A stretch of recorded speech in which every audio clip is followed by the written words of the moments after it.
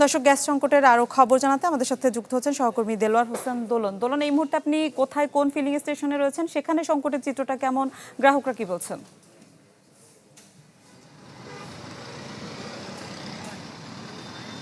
অনিল, আমি এই মুহূর্তে রয়েছে গাবতলী এলাকাতে। এখানে বেশ কয়েকটি ফিলিং স্টেশন রয়েছে।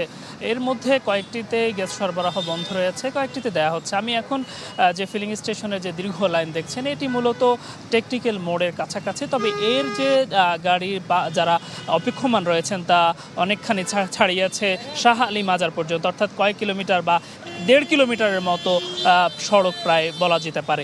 আমরা এখানে এসে যেমনটা দেখেছি যে আসলে যে ভোগান্তি, একই সঙ্গে যে ট্রাফিক ব্যবস্থাপনা যারা রয়েছেন তাদের আসলে হিমশিম অবস্থায় পড়তে হচ্ছে। কারণ দেশ জুড়ে যে কোনো কেনাকাটায় 10,000 টাকার বেশি অফার, তাই পেমেন্ট মানেই বিকাশ। সড়কের একটি বড় অংশ জুড়ে আসলে এরকম গ্যাস সরবরাহের জন্য নেয়ার জন্য তারা অপেক্ষমান রয়েছেন। আপনাকে জানিয়ে রাখি যে স্বাভাবিক সময়ের চেয়ে 450 মিলিয়ন ঘনফুট গ্যাস সরবরাহ করা কম হচ্ছে। ফলে ফিলিং স্টেশন থেকে শুরু করে বিদ্যুৎ কেন্দ্র এবং গ্যাস সংশ্লিষ্ট যারা রয়েছেন, একই সঙ্গে বাসাবাড়িতেও পর্যন্ত গ্যাসের তীব্র সংকট আর কথা শোনা যাচ্ছে। ফলে যারা অপেক্ষমান রয়েছেন তাদের যেমনিভাবে দিন পার হয়ে যাচ্ছে, সড়কে ফিলিং স্টেশনগুলোকে ঘিরে সড়কে যানজট তৈরি হচ্ছে।